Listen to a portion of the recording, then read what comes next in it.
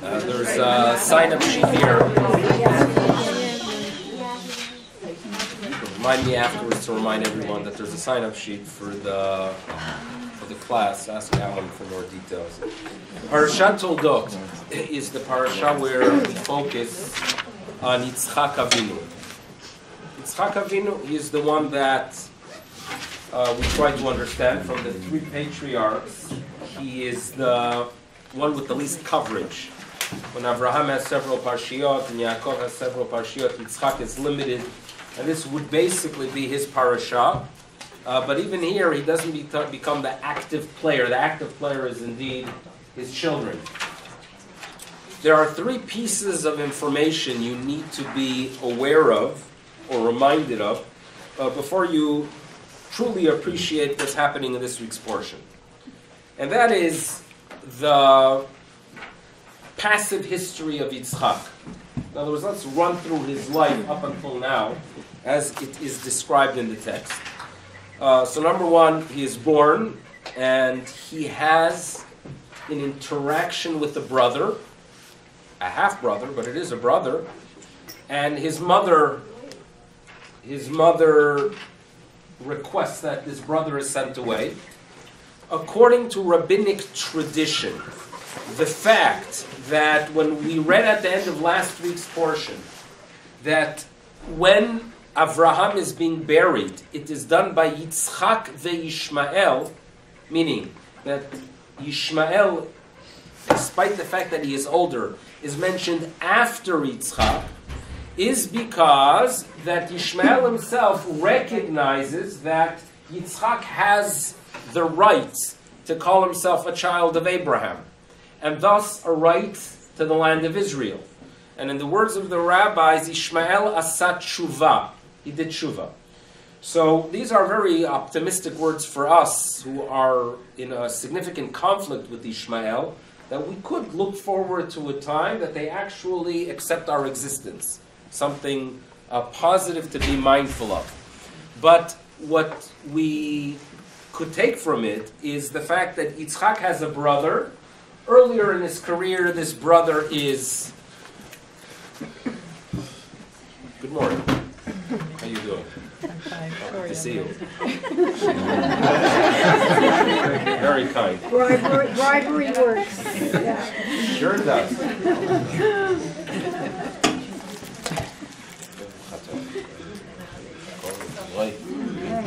What parsha are we doing? Toldos. 124.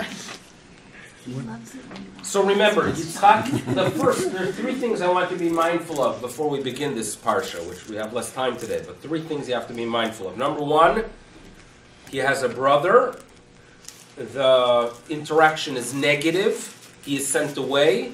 But at the end, the brother returns. The brother does return.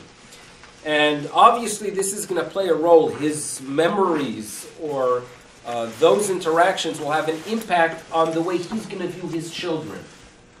He had a brother, and he looks at his children, two boys, and it's going to have an impact on him. That's a piece of information number one. Piece of information number two is that he was placed on an altar. There's a midrash that tells us that Yitzchak and his loss of sight, is a midrash, is due to the fact that when he was placed on the altar, the angels cried and their tears burnt his eyes. Midrash. So remember my father giving it a very practical and rational explanation. And I even remember afterwards that someone was surprised that we're not taking the midrash literally, but we don't do that. What does it mean? So my father would explain that there are times that people reach a very high spiritual level that they lose their ability to interact and understand society. To be a spiritual guide, or even to be an halachic authority, you have to understand people. You have to understand their struggles. And the best way to understand people's struggles is if you have those struggles. We all know very well that the best advice you could get is from someone who went through that experience. They go through that experience, then you could go ahead and ask them, how did you work through it? If a person is in a spiritual realm and is completely detached from reality, that's a person that doesn't understand the practical world. It is very hard to get any advice from such a person, and at times even halachic opinions, if they don't understand the challenges and the struggles, they cannot go ahead and provide that information with clarity. Being placed on the altar for Yitzchak was an experience that elevated him. He was in a different realm. It is as if he was no longer living, and he was impacted to such an extent that he no longer saw the world the way we see it. And therefore, it is as if the angels burnt his vision. And therefore, when it comes to his children and assessing the good vis-a-vis the one that is problematic, for Yitzchak, he lost it. He no longer has that ability. So now we have a little bit of an insight into the Midrash and what it represents. So 2 pieces of information out of 3 you have to begin this parsha. Number one, his brother, interaction with his brother Ishmael. Number 2, the fact that he is in a different realm, we could call it, has difficulty relating and understanding the world as we know it. And then, his marriage. His marriage. When you were reading last week's portion, and you read about Abraham calling Eliezer, and he says, listen, go find a wife for my son. Were you wondering where Yitzchak was? Right?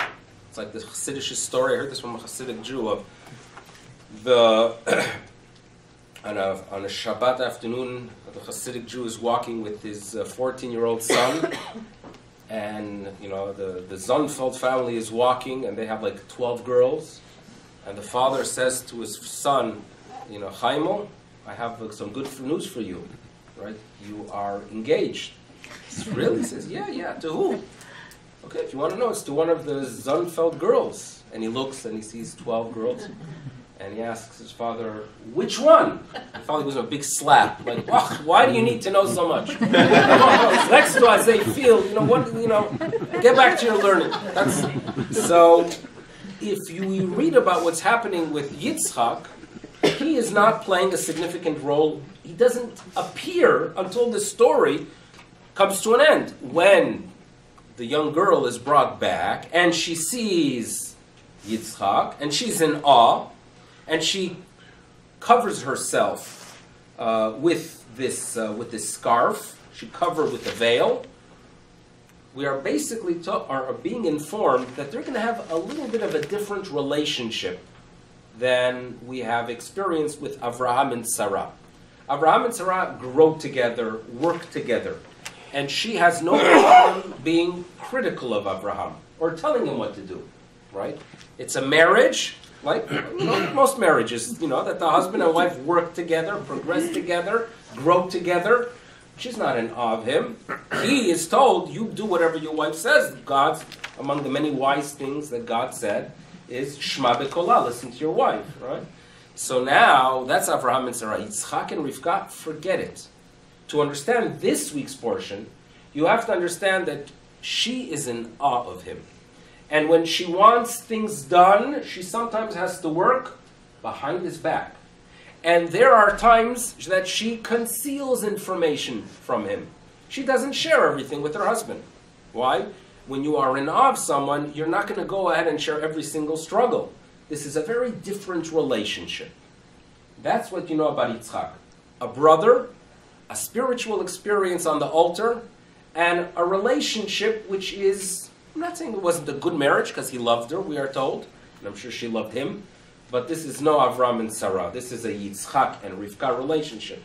And with that, we can understand what's happening in this week's portion on page 124, or Parshas Toldos. How do you know he loved her? Torah tells me it. Vayava, he loved her. Torah tells us straight out that when this is on page 120. Right. Vayikach et Rivka, vatilo leisha, vayavea. Okay. Right?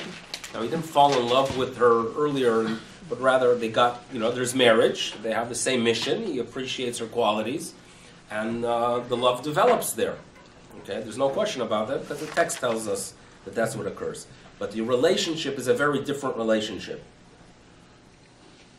Now, on page 124 in Parshas Toldos, she conceives, she's having difficulty with her pregnancy, and she goes, lidrosh et Hashem, and this is in verse 22. Why am I thus? She went to inquire of Hashem. And the rabbis tell us that she's not going to her father-in-law or to her husband, but to some external body, the yeshivot of Shem and Ever. And they inform her that, guess what? You are carrying 2 nations. Fine? The feeling we get is that this information that settles her, that she's able to deal with this odd pregnancy, that she sensed that there's something unique about it, it settled her. Her husband knows nothing about it. That's the feeling we get. Why? Because she identifies early on that there is one that is chosen here, and there is one that is going to be, we're not going to use the word rejected, but one that's going to choose a path that will not allow him to be considered chosen. She knows it, and she sets the stage later for Yaakov to walk away with the blessings, and the clarity she gets in the beginning of the portion, the clarity and the understanding that there are 2 nations here, one is going to perform in a way that will be worthy of becoming chosen, one not. That's what guides her. Her husband knows nothing about that. He has a different goal in mind, and that's what we're going to have to be mindful of. So why is there a lack of communication between the two? This is the marriage they have. She is in awe of him. Now, another part of the portion that becomes clarified here is that in the middle of this week's portion, we have a story of Yitzchak interacting again with Philistines and with Avimelech. And turn to page 132. God appears to Yitzchak in verse 24. So this is chapter 26, Chavav, verse 24. Vayera elav Hashem balayla hahu. God appears to him. And this is Yitzchak who is struggling with these Philistines. These Philistines are making his life miserable. There are wells that were dug by his father. And these wells were more than just there to provide water. They were the mission of Abraham, because if you have a well, people come to get water. If they come to get water, you interact with people. You interact with people, you inspire them, you teach them about your values. Abraham's mission in life was to reach out, to teach, to educate. He was a believer in a God, and he believed that there is a God that has values, that is to teach us wrong from right, a God that rejects idolatry, a God that rejects human sacrifice. He wanted others to be familiar with these teachings. The wells, how do you bring people to shul? You know what you do? You announce that there's a big kiddush. Right? You announce that there's a big kiddush. People somehow, because I have a feeling that these are people that have the ability to eat at home, but there's something unique about the cracker and the herring in shul that brings and that inspires people to come. And that's we know very well. And Abraham used this system. There was a well and there was an eshel, we are told. He would host people, he would welcome them, interact with them, and inspire them. So filling in those wells is far more than just trying to harm him financially. This is an attempt by the Philistines to uproot his essence. And Yitzchak is suffering. Yitzchak is suffering through it. So God appears to him in verse 24, and he says, you should know, Anochi Elokei Avraham Avicha, I am the God of your father. And now, Al Tira, do not fear. Do not fear. Kitecha Anochi, I'm with you. Uberachticha, and I'm going to bless you. And you should know you're going to have your Bet Yitzharacha Ba'avur Avraham Avdi, for the sake of Avraham, my servant. Why did he fear? So, commentators explain, among them this Sforno, that Avraham Avinu and his mission is reaching out and inspiring. And when a person's on a mission, they fear nothing. The fact that he goes ahead and publicly declares that there is a God in a society that rejects his teachings, for Avraham is no problem at all. Yitzchak does not sense that drive. Yitzchak is not a person who interacts with society. Remember, this is a person that experienced the Akedah. He is detached from the world. His spiritual growth occurs from meditation, prayer, philosophy. Interacting with society is foreign for him. He doesn't have that drive. He doesn't feel it as something that is natural for him. And he fears it's a society that is hostile. In a hostile society, you're not going to go ahead and do something that you do not feel deep down is your true mission. When a person's on a mission, right, you read, there's these flyers outside about the 40 years since the Hityashvut in Yehuda v'Shomron. Right, 40 years ago. Some of you remember it like yesterday. 40 years ago, there began a Hityashvut, settlements in Shomron and in Yehuda. Who gets the credit for it? What? So the credit goes to an old machlokas between Rabin and Peres. If you study the history of the time, at that time, in 1975, the Prime Minister of Israel is Yitzhak Rabin, round one. The Minister of Defense is Shimon Peres. They don't get along already for decades. It's like the oldest machlokas in Jewish history is between the two. And there are a group of people from the Gush Emunim who go to an old train station in a place called Sabatia, if I'm not mistaken.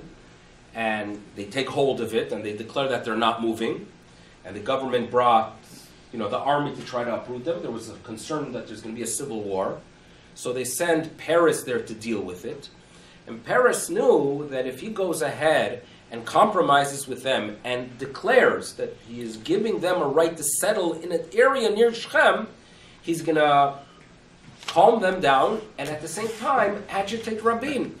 So he felt that he's going to gain politically and fulfill his true drive of agitating his nemesis. And that's what happens. Okay, Hityashvut. Now, if you go ahead and you read a little bit about the people, or if you meet people that are involved in what is known as settlements or Yishuv Eretz Yisrael, depends what political view you have, there's a tremendous drive and passion. Tremendous passion. Why? There is a belief, this is our mission. Now, you turn to them and you say, you have kids here, and a couple yards away, you have people that don't really love you exactly. Are you concerned that it's dangerous? And they would say, danger? This is what Judaism is about. We ignore realities, right? This is our mission. When a person feels that there is a mission, that is their mission, challenges, sakana, they don't fear it at all. On the other hand, when we want to go ahead, if let's say some of us agree with them politically, and we want to go visit them, we visit them, but they announce, don't worry, the bus will be bulletproof. Right? In other words, they live there with their little kids, and they're playing there with their toys. And when we go once every how many years, right? And I'm talking about our shul trip, for example. We went to Shiloh, right? But we had our double, if you remember, a real nice bulletproof. I'm not saying that it's the right or wrong thing, but those who feel that they are on a mission treat things a little bit differently. The concept of sakana simply does not exist. For those who perhaps agree with it, but it's dangerous, they're going to deal with the reality in a very different way. That's Avraham versus Yitzchak. For Avraham, you tell him there's a group of people there, they're idolaters, they don't agree with you. Would you go ahead and share your mission there? Your view of life? 100%, it's my mission. I fear nothing. Yitzchak, a very spiritual person, but his spirituality was more internal. For him to go ahead and stand by a well and teach, absolutely not. He feared. God tells him, Al tira. That's what occurs in verse 24. And in verse 25, look what happens. Vayiven sham mizbeach. He wakes up in the morning, and what does he do? He builds an altar. Vayikra b'shem Hashem, and he calls out in the name of Hashem. He acts like his father. Vayet sham ohalo, and he pitches a tent. And then, by the way, his whole fortune changes. All the challenges with the Philistines vanish. God was basically telling him, true, your strength and your personality is different than your father, but calling out in the name of God, be inspired, and you should be like your father. This is what's happening here, but we have an understanding of why originally he is not doing it. He's not doing it naturally, because he is detached. He is not one who connects. If you would listen to the conversations, if we would be able to tune into the conversations of Avraham Avinu with those pagans, I would be quite confident that the bulk was about minor items. They say that Rabbi Yisrael Salanter, when he would travel from place to place in Europe, he became familiar with cows and the different types of manure and hay, because he traveled with peasants, and he felt that if I want to interact with people and connect with simple Jews at that time, you have to be familiar with what they are addressing. Today, perhaps it relates to sports, perhaps, but obviously you have to interact, you have to know what people are talking about. That's Avraham Avinu. Yitzchak, he's a korban, he's in a different realm. It was very foreign for him until God tells him, you know what? Do it and don't fear. So that's another piece of information we get as it relates to Yitzchak and his development. So we know a little bit of his marriage effect, we know a little bit of his father's, right, how he's interacting with his personality vis-a-vis his father. But now, let's turn to chapter 27, which is really the core of this week's parsha. Yitzchak is old, and he decides that he has to bless his son. Who does he call? Esav. And he tells him, listen, verse 2 on page 134, chapter 27, Hinena zakanti, lo yadati yomoti, I don't know when I'm going to die. So please, go out there, sharpen your gear, and bring me some food. I'll feel elevated, attached to you, and due to that attachment, I could go ahead and turn around and give you the blessings. We know the story, that Rivka is listening, and again, she doesn't walk and barge down the door. Imagine Sarah reacting to this.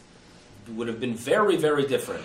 Rivka, she has to go ahead in verse 6, turns to Yaakov, and puts together this plan of ripping off the blessings. We know the story. We know that we got the blessings eventually. But people always wonder, was Yitzchak really fooled when rabbinic tradition and history indicates that Esav was a very problematic individual? And the question is even greater, because if you look at the two verses before the blessing, we are told that Esav marries women that cause a tremendous amount of aggravation to Yitzchak and Rivka. Meaning, they both knew that he is not the spiritual being, and yet Yitzchak turns around and offers him a blessing. In addition, and this is a key to understand the complete picture, at the end of the portion, after Yaakov steals the blessings, and after the parents decide that he must run away now, so the father calls him in. It's probably a moment that was terrifying for Yaakov, going back into his father's room after he fooled his father, right? I could just imagine. I've had things that are, I never stole any blessings, right? But I remember once doing something that my father did not approve of, right? Doing something. And I was called back into the room afterwards. Okay, there was something I did that he did not approve of. That moment, there's terror, right? In my days, we still feared our parents. My kids already are past that. They got over it. But in my days, I feared my parents. I feared my father, for sure. And there's terror, right? So that's what he's going through. But what does the father say? So, end of the portion, page 142, chapter 28. Vayikra Yitzchak el Yaakov. He calls him. Vayivarach also, and he blesses him. And he commands him to marry a woman not from Canaan. He tells him where to go. Verse 3, God should bless you. Wonderful. Verse 4 is an incredible verse. Because up until now, we assume that Yitzchak believed that the carrier of this tradition to be the carrier of the banner of Abraham. Remember, Avraham Avinu understands very well that his descendants, some of his descendants, are going to have an impact on humanity, the future Jewish people. Yitzchak understands very well that he is the carrier of that banner. He has two children. And he calls Esav for blessings. And everyone assumes that, okay, if he's calling Esav for blessings, he obviously is of the opinion that the carrier of that banner is going to be Esav. And Yaakov is the rejected one. That's how we understand it. And therefore, Rivka has to set the stage where Yaakov can actually receive those blessings and thus be the carrier of the banner of the Jewish people. But if you look at verse 4, a blessing is given by Yitzchak to Yaakov, knowing that he is Yaakov, a blessing that was not mentioned earlier. There was no reference to it at all when Yitzchak is giving a blessing to the one who he thinks is Esav. And in verse 4 he says to him, Ve'iten lecha et birkat Avraham. You should be granted the blessing of Avraham. Lecha, to you, ulezaracha itach, and to your offsprings with you. Okay, and you should be the ones that will inherit the land where you dwell, which was given to Abraham by God. So, if indeed this is the blessing that Yitzchak wants Yaakov to walk away with, what were those blessings that had to be stolen? That you had to come up with this whole creative system that Yitzchak intends for Esav. What's going on here? Obviously, what we are seeing here is what Yitzchak had as an ideal vision. Remember, he grows up with a brother. It's a brother that is rejected. It's a brother that comes back. He sees, when he becomes a father, he sees two children. He sees two children. In no way does he want history to repeat itself. He does not want a rejected child and a chosen child. He doesn't want that. He has no interest in that. He doesn't want it, and therefore he comes up with an idea as a partnership. A partnership between the two children. That one of them, yes, a nation will develop there, and there will be offsprings. They both together will be the carriers of the banner. Now, we do find this idea of partnership, and that is known as when we look at the children of Yaakov. And you have Yisachar and Zvulun. So tradition teaches, and even in text you could read into it, that Yisachar was the one who was devoted to study. Yisachar was the one that was devoted to keeping us alive spiritually with the study of Torah. Zvulun, his brother, was the one that was designated to be involved in commerce and support Yisachar. Smach Zvulun betzetecha v'Yisachar bo alecha. That basically there was a concept of partnership. Judaism, and this is something that throughout history we have always understood, that the study of Torah keeps us alive. Involvement in spirituality keeps us alive as a nation. We cannot survive if we don't have anyone involved completely in spiritual existence. The goal is that such individuals should have an impact, interact with society, inspire them, and there should be indeed a partnership. Rambam, had a partnership with his brother. He had a brother by the name of David. David was involved in commerce. He would travel to the Far East, and David supported his own family and the family of Maimonides. Unfortunately, and this was something that was devastating for Rambam, David was lost at sea, died. And as a result, Rambam went into a long period of depression, where he did not function. He simply did not function, because he lost a beloved brother, and in addition, he suddenly had on his shoulders not just his own the responsibility for his own family, but a responsibility for his brother's family. Throughout history, we have had such healthy partnerships, and in its ideal form, it works very well. There has to be obviously respect that both parties, Yisachar, who is studying, has to have a tremendous amount of respect for those who are working hard to support them, and those who are working hard must have a respect of those who are studying. That's what a partnership is, that each one values what the others are doing. It is something that exists in Judaism, and it even exists today.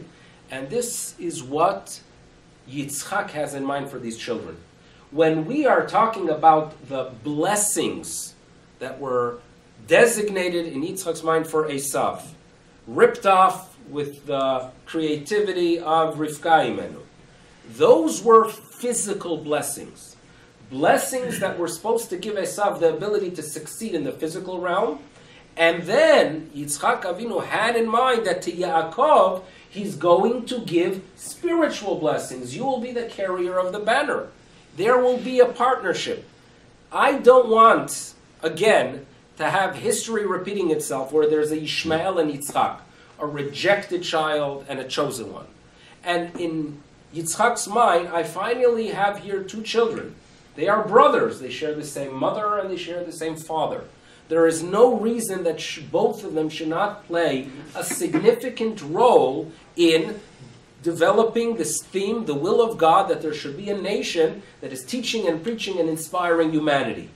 Obviously, you cannot have only spiritual beings. You have to have those who are involved in the physical world. Those who are involved and succeed in the physical world should be the Esavs and his descendants. But they should work together with the descendants of Yaakov, who is the spiritual one. So therefore, the blessing, this concept of giving the blessing of Avraham was not intended ever for Esav. This is what Yitzchak has in mind. It didn't work.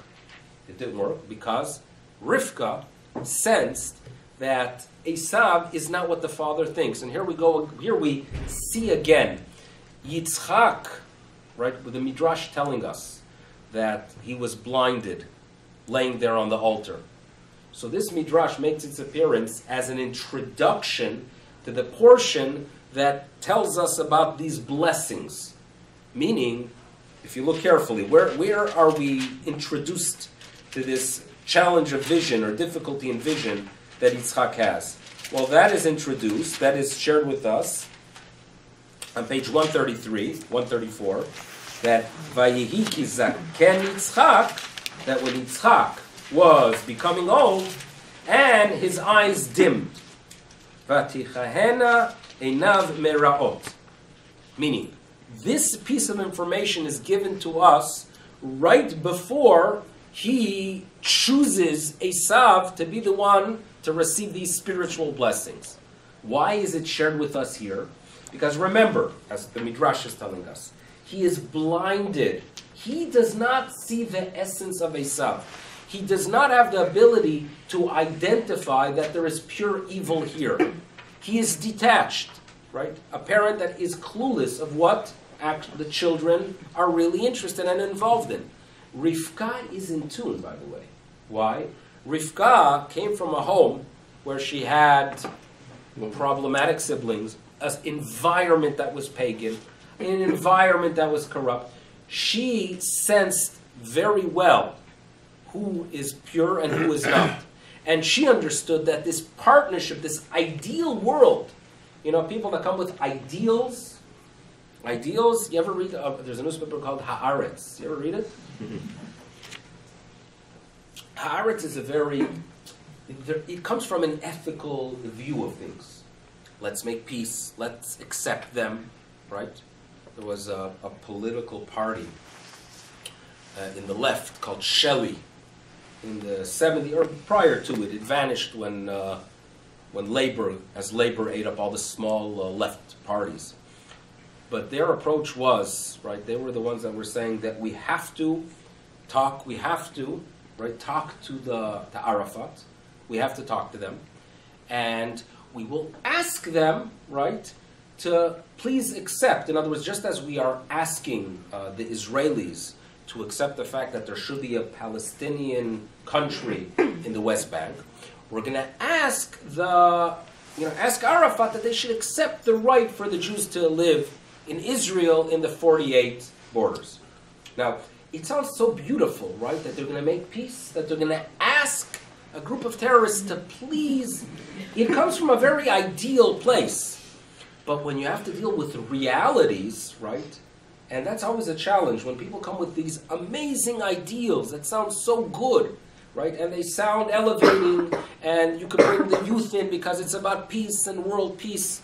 But when you know evil is evil, when you identify what evil is about, you know very well that the chaloimus, that the dreams, will not get you anywhere.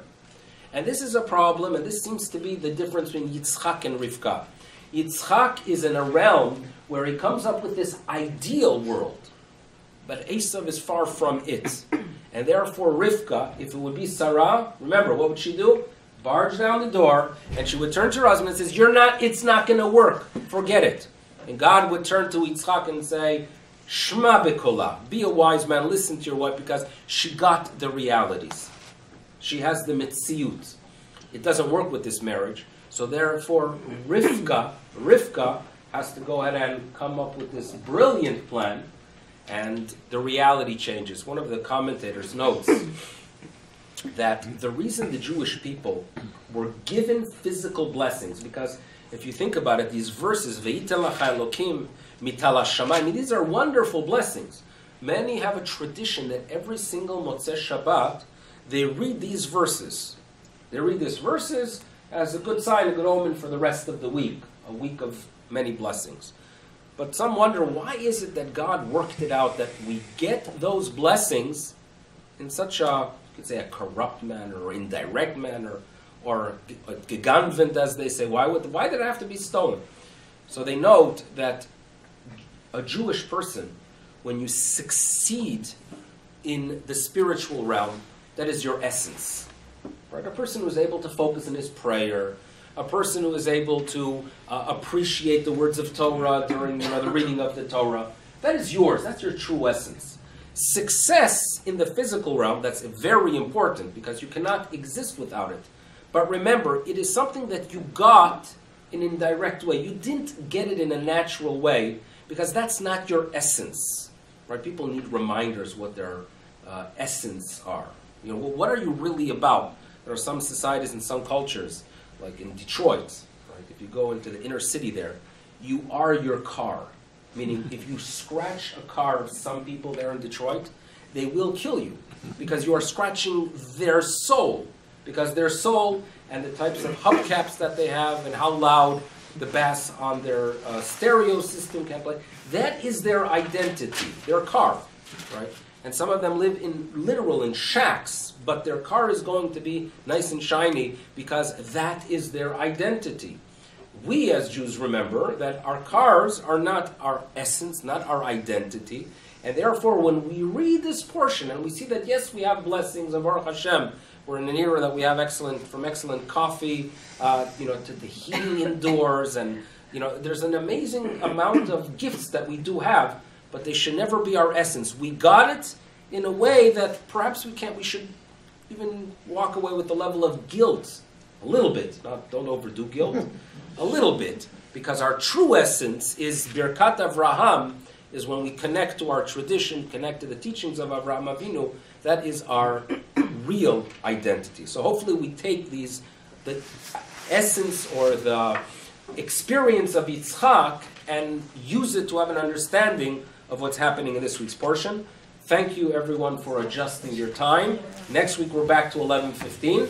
But thank you very much for coming. There's also a sheet here to sign in your email, and Alan will give you more information.